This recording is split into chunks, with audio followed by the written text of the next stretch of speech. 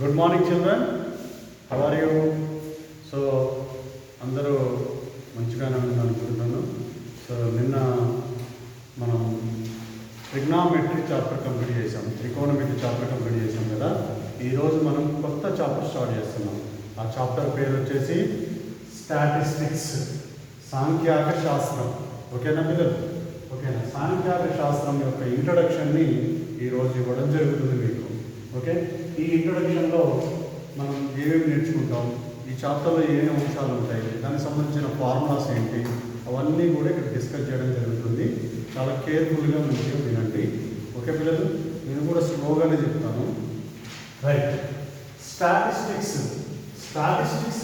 అనే పదం మనకు స్టార్ ఓకేనా? స్టార్ అనేటువంటి ఇటాలియన్ వర్డ్ నుంచి వచ్చిందన్నమాట. It is came from the word star and statistics అనేటువంటి గ్రీక్ వర్డ్ నుంచి కూడా తీసుకోవడం జరిగింది.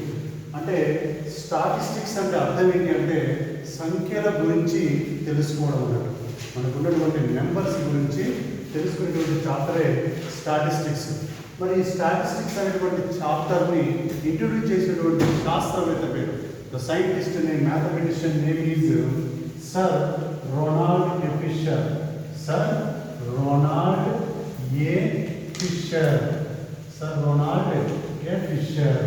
His name is sir Ronald A Fisher. ఇతను ఏం చెప్పాడంటే, మీరు ముందుగా ఈ చాప్టర్ యొక్క ఇంట్రొడక్షన్లో ఏవైతే అంశాలు చెప్తున్నామో అవన్నీ కూడా వెరీ వెరీ ఇంపార్టెంట్. ఎందుకంటే దీంట్లో చాలా ఫార్ములాస్ ఉంటాయి. రెండోది, ఈ చాప్టర్లో ఇంతకుముందు ఓల్డ్ ప్యాటర్న్ ఉన్నప్పుడు మాత్రమే మనకు ఓల్డ్ ప్యాటర్న్లోనే 12 మార్కులు వచ్చేది. మనకి 12 మార్కులు ఎలా వస్తాయి సార్ అంటే, 1 మార్క్ ఒక క్వశ్చన్ వచ్చేది, 1 మార్క్కి 2 మార్కులకి ఒక క్వశ్చన్ వచ్చేది. ఓకేనా? 2 క్వశ్చన్ 2 మార్కులకు వచ్చేసి మనకు ఒక క్వశ్చన్ వచ్చేది. అండ్ నెక్స్ట్ 4 మార్క్స్ మనకి 2 క్వశ్చన్లు ఉంటాయి నాకు దీని నుంచి. అంటే 2 4 సార్ ఎంత అవుతాయి చెప్పండి? 8. 2 into 4 8. 8 plus 1 9. 9 plus 1 10. అండ్ 2 నుంచి 4 బిట్స్ ఉంటాయి అన్నట్టు మనకి. అప్పుడు మనకి ఎన్ని మార్క్స్ అవుతాయి? 12 మార్క్స్ అవుతాయి అన్నట్టు. కాబట్టి ఓల్డ్ పేపర్లో ఒక పేపర్ పాస్ అవ్వాలంటే 14 మార్కులు అవసరం. కానీ ఆ 14 మార్కులలో 12 మార్కులు ఈ చాప్టర్ నుంచే రావడం జరుగుతుంది. అంటే ఎంత ఇంపార్టెంటో ఒకసారి గమనించండి చాప్టర్ యొక్క. అందుకనే ఈ చాప్టర్ని పూర్తిగా నేర్చుకోవాలి. అండ్ ప్రతి విద్యార్థి కూడా వెరీ వెరీ ఈజీ చాప్టర్ అండి. ఈ చాప్టర్ని చేయడం కూడా చాలా ఈజీ. కాబట్టి దాని గురించి నేర్చుకుందాం. ఫస్ట్, స్టాటిస్టిక్స్ అనేటువంటి పదము Italian word star and Greek word statistics నుంచి తీసుకోబడింది. అండ్ ఈ చాప్టర్ యొక్క పితామహుడు, father of statistics, is called sir Ronald A Fisher. మనం ఏమంటాం? సాంఖ్యాక శాస్త్ర పితామహుడు అంటాం. ఓకేనా?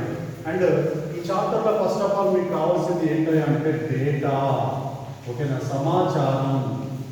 డేటా అంటే the collection of information is called data. ఏమంటాం దాన్ని మనం? డేటా అంటాం.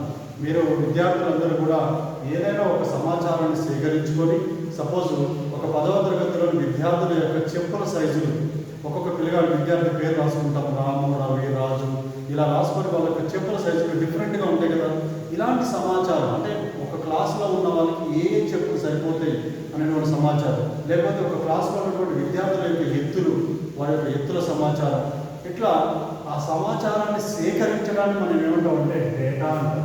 తెలుగులో అయితే సమాచారం, ఇంగ్లీష్లో అయితే డేటా. ఓకేనా? మరి డేటా అనేది either it is in the form of numerical or pictorial. అంటే ఇచ్చినటువంటి డేటా అనేది సంఖ్యా రూపంలో ఉండవచ్చు, లేకపోతే బొమ్మల రూపంలో ఉండవచ్చు. ఓకేనా? మరి మనకున్నటువంటి డేటా అంతా కూడా సంఖ్యల రూపంలో ఉన్నటువంటి డేటా.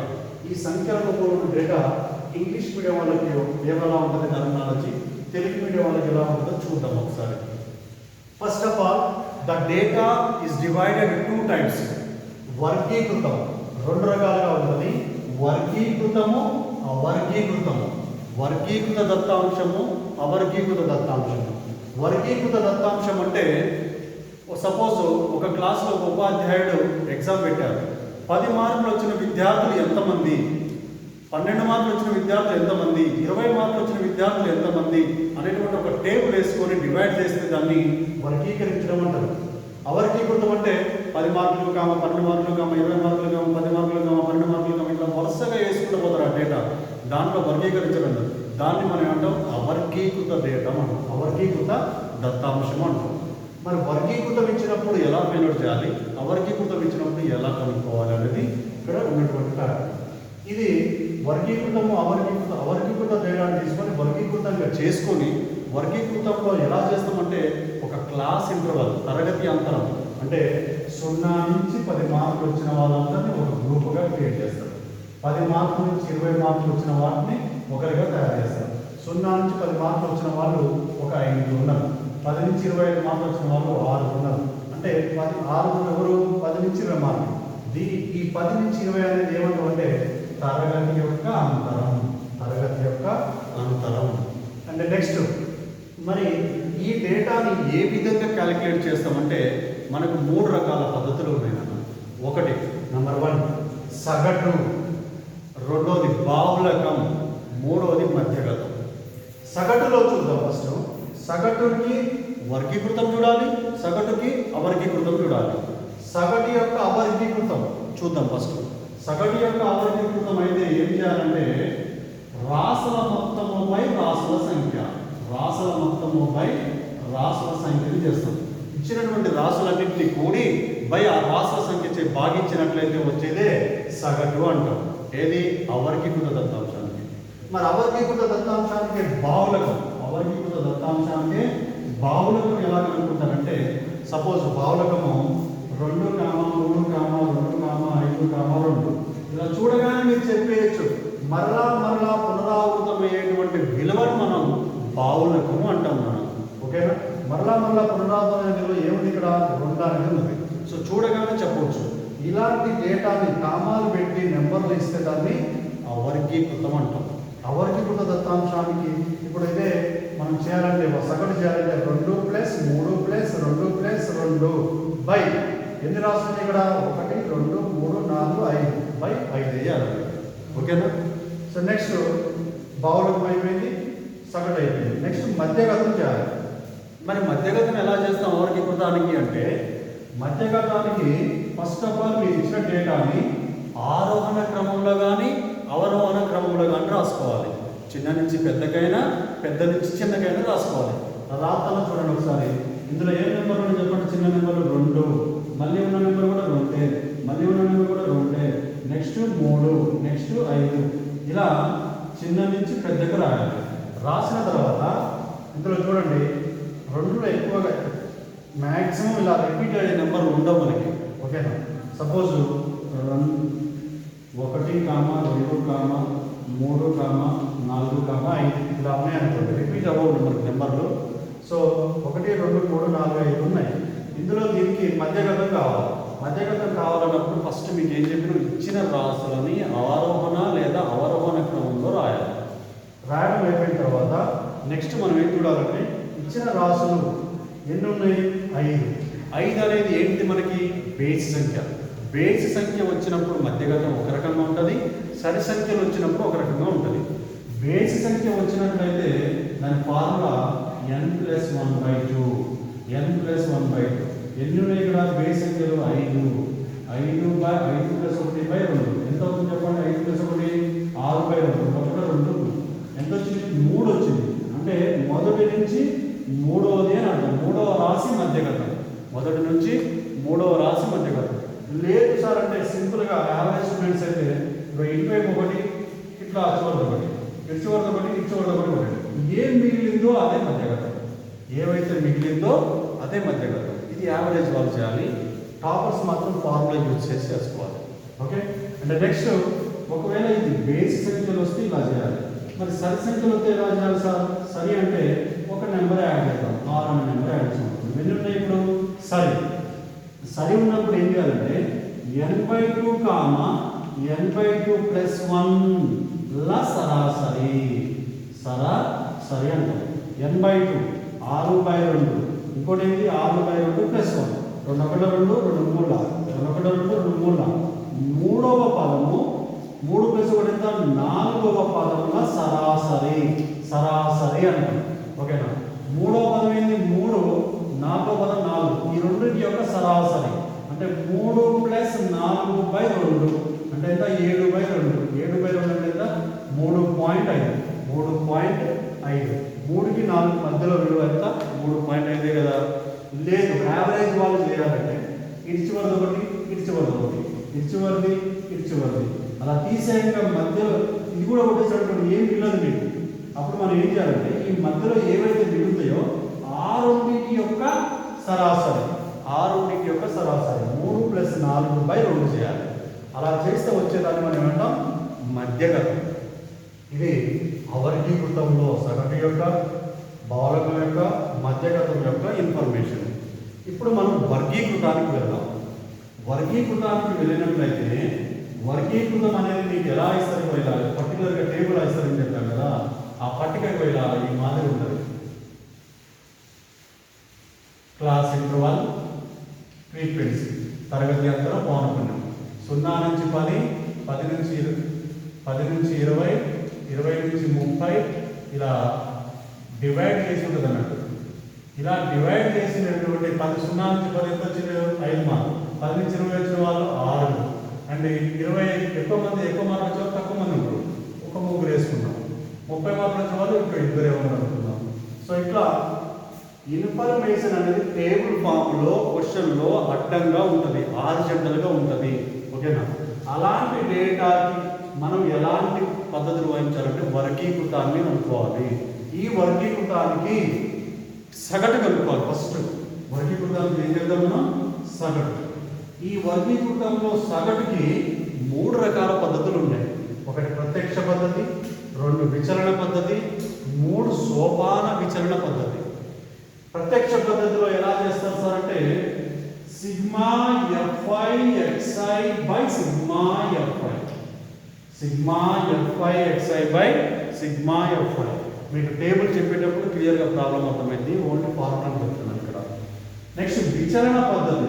విచలన పద్ధతిలో a plus sigma fi di by sigma fi. విచలన పద్ధతిలో a plus sigma fi di by sigma fi. అంటే నెక్స్ట్ సోపాన విచలన పద్ధతిలో సగటుని x బార్తో చూపెడతాం. ఎక్కడైనా సరే మనం ఏమనుకుంటాం? x బార్ అని చూపెడతాం. x bar is equal a plus sigma fi ui by sigma fi into h ఉంటుంది. a plus sigma fi ui by sigma fi into h. ఒక్కొక్కసారి మనకి చాలా సందర్భాల్లో 1 మార్కు కానీ 2 మార్కులకు కానీ సగటు యొక్క విచలన పద్ధతి యొక్క సూత్రాన్ని రాసి అందులో పదాలను వివరించండి అని అంటారు. మరి అప్పుడు ఇందులో ఉన్న ప్రతి పదానికి మీకు మీనింగ్ తెలియాలి. ఓకేనా? fi అంటే ఏమంటాం? పౌనపున్యం. xi అంటే మధ్య విలువ. xi అంటే ఏంటి? మధ్య విలువ. di అంటే విచలనం. di అంటే విచలనం. di is equal to xi minus a. xi minus a. మరి ఈ a అంటే ఏంటంటే ఆ టేబుల్లో మనం ఒక దాన్ని ఊహిస్తాం, దాన్ని ఊహించిన సగటు అంటాం. a అంటే ఊహించిన సగటు. xi అంటే మధ్య విలువ. నెక్స్ట్ a అంటే మీకు ఊహించిన సగటు. fi అంటే పౌనపున్యం. నెక్స్ట్ fi అంటే పౌనపున్యం. h అంటే తరగతి యొక్క ఎత్తు. తరగతి యొక్క ఎత్తు అంటే 0 నుంచి 10 కదా. నేను ఎత్తు ఎంత చెప్తాను? తరగతి ఎత్తు అంటే 10. 10 నుంచి 20 అయినా 10. 20లో 10 మంది ఎంత? 10. సో దాన్ని తరగతి ఎత్తు అంటారు. మరి ui అంటే ఏంటంటే ui అనేది formula xi minus a by h. xi లో నుంచి a తీసేసి బై h చేత వచ్చే విలువని ఏమంటాం మనం? ui అంటాం. ఓకేనా? అంటే నెక్స్ట్ బాహుళకం చూద్దాం. బాహుళకం. ఈ బాహుళకము ఇక్కడ చెప్తున్నా. బాహుళకం ఎలా చేస్తారంటే l plus f1 minus f0 by 2f1 minus f0 minus f2 into h. l plus f1 minus f0 by 2f1 -f0 -f2 into H. అయితే మీకు టేబుల్ ఇలా ఉన్నప్పుడు నిలువుగా ఒక ఏదైతే అత్యధిక పౌనఃపున్యం ఉంటుందో దాని పై నుంచి స్టార్ట్ చేయాలి. దాని పై విలువని f0, ఆ విలువని f1, దాని కింద విలువని f2 అంటాం. ఇలా f0, f1, f2 మోడల్ పౌనఃపున్యాన్ని ఏమంటాం మనం f1, దాని పై ఉన్నదాన్ని f0, f2. అండ్ తరగతి యొక్క దిగువ అవధిని L అంటాం. తరగతి యొక్క దిగువ అవధిని L. అండ్ హెచ్ అంటే మీరు తీసుకున్నటువంటి తరగతి యొక్క అంతరం ఉంటుంది. తరగతి యొక్క అంతరాన్ని హెచ్తో చూపెట్టడం జరుగుతుంది. అంటే నెక్స్ట్ మధ్యగతాన్ని కూడా సేమ్ ఇలానే ఉంటుంది formula L plus n/2 minus CF by F into H. L plus n/2 small n/2 minus CF by F into H. ఓకేనా? L అంటే తరగతి యొక్క దిగువదు, N అంటే పౌనఃపున్యాల మొత్తం, F అంటే పౌనఃపున్యం మోడల్ పౌనఃపున్యం అన్నాడు, ఎక్కువ పౌనఃపున్యం. నెక్స్ట్ CF అంటే పౌనఃపున్యానికంటే ముందున్నటువంటి పౌనఃపున్యం CF. హెచ్ అంటేనేమో తరగతి యొక్క ఎత్తు. అంటే నెక్స్ట్ ఇప్పుడు మీకు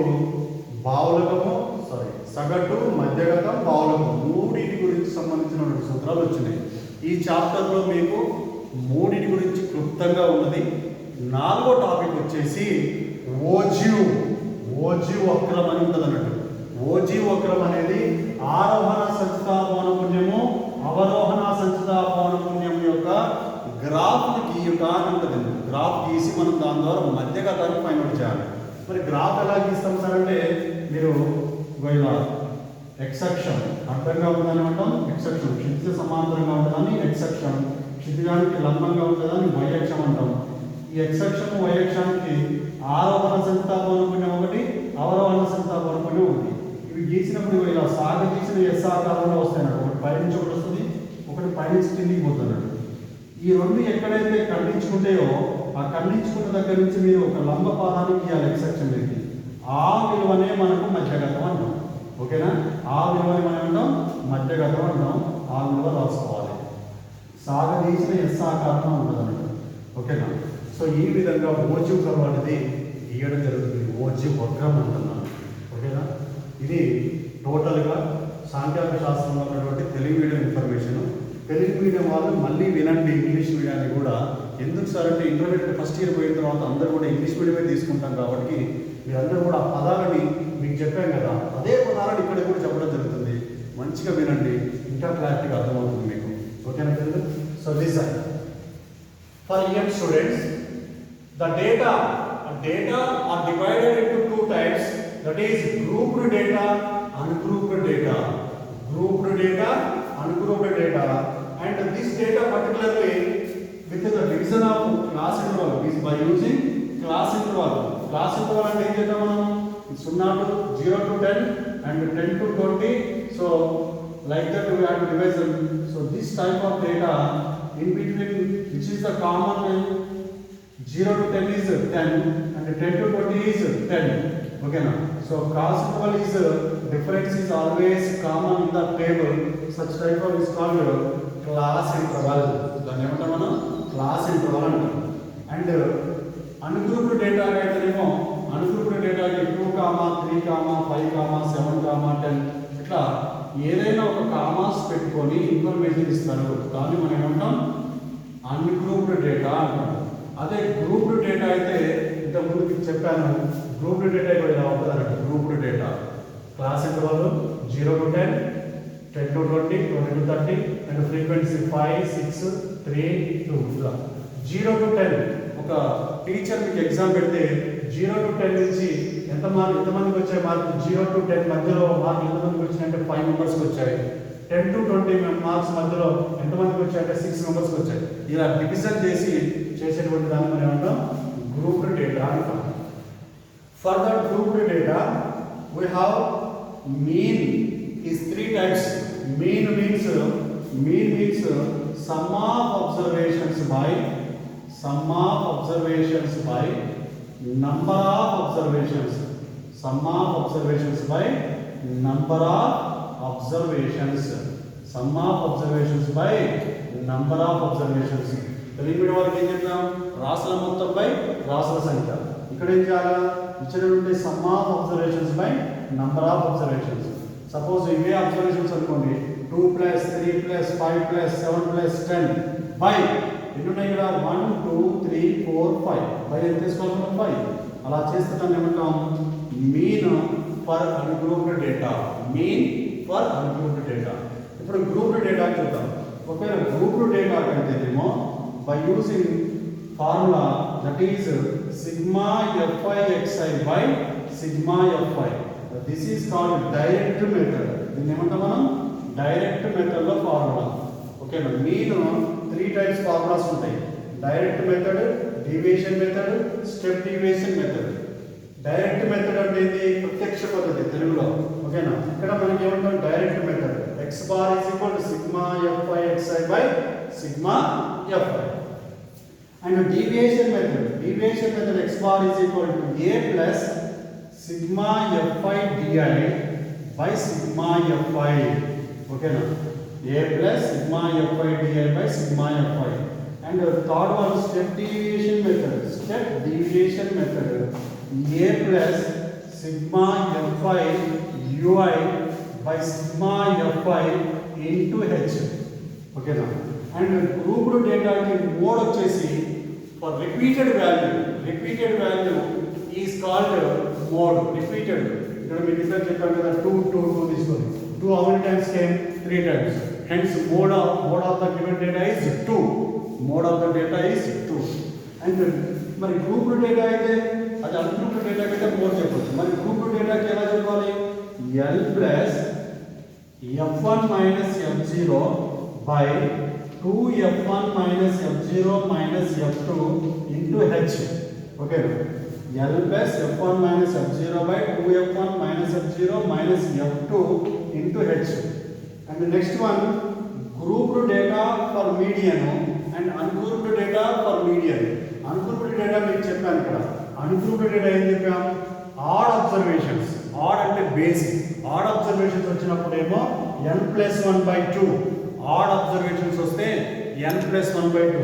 If you get even observations, even number of observations, n by 2 comma n by 2 plus 1's average.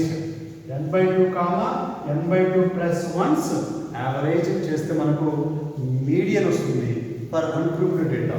మరి గ్రూప్డ్ డేటాకి మీడియన్ ఎలా చేస్తామంటే, grouped డేటాకి l plus n by 2 minus cf by f into h. L plus n by 2 minus cf by f into h. Same thing, you know that every letter, you know the expression of every letter you have to express. Formula lo adugaru, write the mode formula and explain the each term of it. Leda write the mean formula of deviation method, so explain the each term of it. అప్పుడు మనకు తెలియాలి, fi means frequency, xi means mid value, and small a is assumed mean, ఊహించిన సగటు. ఓకేనా, di means deviation, అనేది deviation is equal to xi minus a. And step deviation method, a plus sigma fi ui by sigma fi into h. Okay na, a means assumed mean, fi means frequency, ui means formula. Ui is equal to xi minus a by h. And the next, L means lower boundary of the class. When you will go to the exercise, then you know the L value. Okay now, L means lower boundary of the class. F1 means modal frequency, and F0 means preceding of the modal frequency. F2 means succeeding of the modal frequency. Into H means height of the class. Lower boundary, upper boundary. ఇటు ఉండేటువంటి వాటిని ఏమంటాం lower boundary అంటాం, ఇటు ఉండే వాటిని ఏమంటాం upper boundary అంటాం. లోయర్ బౌండరీకి అప్పర్ బౌండరీకి డిఫరెన్స్ని మనం హెచ్తో డిఫైన్ చేస్తాం. That is called H. And in median also L plus n/2 minus CF/F into H. L means lower boundary of the class and N means sum of observations of frequency. Sum of frequency. CF means preceding of the model class and F means model frequency. H means height of the class. And the last topic of the in the statistics is ogive curve. Ogive curve మనం LCF and GCF less than cumulative frequency curve and more than cumulative frequency curve. లేదా GCF అంటే greater than cumulative frequency curve అంటాం. ఓకేనా? Greater than అంటే మేము top bottom నుంచి టాప్కి add చేస్తాం. Less than అంటే మేము టాప్ టు బాటమ్ యాడ్ చేసుకుని వస్తాం. మనం డిస్కస్ ఎక్సర్సైజ్లో పోయిన తర్వాత బ్రీఫ్గా చేద్దాం. అలా చేసినప్పుడు LCF కర్వ్ ఇలా అవుతుంది, GCF కర్వ్ ఇలా వస్తుంది. The curve like stressed S shape. These two are meeting at a point. That point from onwards you have to draw a perpendicular onto the x-axis. So such that value is called median. దాన్ని మనం ఏమంటాం? Median అని అంటాం. ఓకేనా? I hope you understand very well. ఈ విధంగా ఈ chapter యొక్క ఇంట్రడక్షన్ చెప్పడం జరుగుతుంది. మరి మంచిగా విని దీన్ని రాసుకోండి ఫార్ములాస్ అన్నీ కూడా. నేను మళ్ళీ లాస్ట్కి ఫార్ములా షీట్ కూడా పెట్టడం జరుగుతుంది.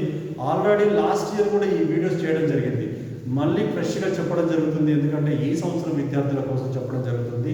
మీరు లాస్ట్ ఇయర్ వీడియో కూడా చూడొచ్చు, ఈ వీడియో కూడా చూడొచ్చు. ఓకేనా పిల్లలు? Thank you all of you. ఒకసారి బ్రీఫ్గా చూపెడతాను, చూడండి ఒకసారి.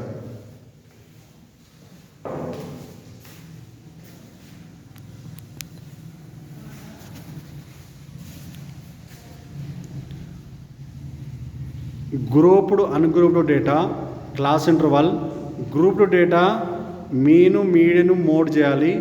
మీను sum of observations by number of observations. Direct method వచ్చేసి sigma FI XI by sigma FI. Deviation method A plus sigma FI DI by sigma FI. Step deviation method A plus sigma FI UI by sigma FI into H. Grouped data for mode L plus F1 minus F0 by 2F1 minus F0 minus F2 into H. Grouped data median L plus N/2 minus CF by F into H. Ogive curve వచ్చేసి ఇలా ఉంటుంది. Curve shape గ్రాఫ్లో మీకు draw చేసిన తర్వాత చూపెడతాం. గ్రాఫ్లో always X మీద బౌండరీస్ తీసుకుంటాం. X యాక్సిస్ మీద ఏం తీసుకుంటాం మనం? బౌండరీస్ తీసుకుంటాం. X యాక్సిస్ మీద బౌండరీస్ తీసుకుంటాం, Y యాక్సిస్ మీద ఫ్రీక్వెన్సీస్ తీసుకుంటాం. So boundaries and Y axis మీద ఉండేటువంటి వాల్యూస్ ఎప్పుడు కూడా సేమ్ ఉండనవసరం లేదు. ఓకేనా? And these two curves are meeting at a point. అక్కడి నుంచి మనం ఏం చేయాలి? ఒక పర్పెండిక్యులర్ డ్రా చేయాలి X యాక్సిస్ మీదకి. ఆ పర్పెండిక్యులర్ మీద వచ్చినటువంటి వాల్యూనే మనకి మీడియన్ అవుతుంది అన్నట్టు. ఓకేనా? For Telugu medium once see here. Telugu medium సగటుకి రాసుల మొత్తం బై రాసుల సంఖ్య. వర్గీకృతానికి 3 మెథడ్స్ ఉంటాయి: ప్రత్యక్ష పద్ధతి, విచలన పద్ధతి, సౌపాన విచలన పద్ధతి. ఆ ఫార్ములాస్ ఇక్కడ చూసామని క్లియర్గా ఎక్స్ప్లెయిన్ చేసాం. నెక్స్ట్ బావులకం ఫార్ములా ఇక్కడ ఇంతకుముందు ఇక్కడ రాసాం చూడండి. బావులకం formula A plus L plus F1 minus F0 by 2F1 minus F0 minus F2. And median formula మధ్యగతం L plus N/2 minus CF by F into H. ఓకేనా?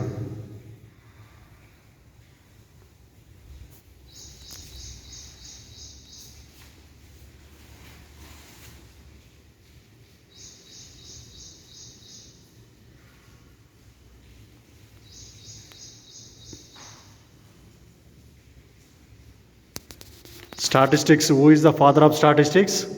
Sir Ronald F. Fisher. Statistics word taken from Italian word sta and Greek word statistics. Statistics means numbers గురించి explain చేసేదాన్ని మనం ఏమంటాం? Statistics. సంఖ్యల గురించి వివరించే శాస్త్రాన్ని సాంఖ్యక శాస్త్రం. And Indian mathematician also developed the Sankhya Shastram and statistics. His name is Mahabolianius. Mahalanobis. శాస్త్రవేత్త పేరేంది? మహాబిలోనోయస్.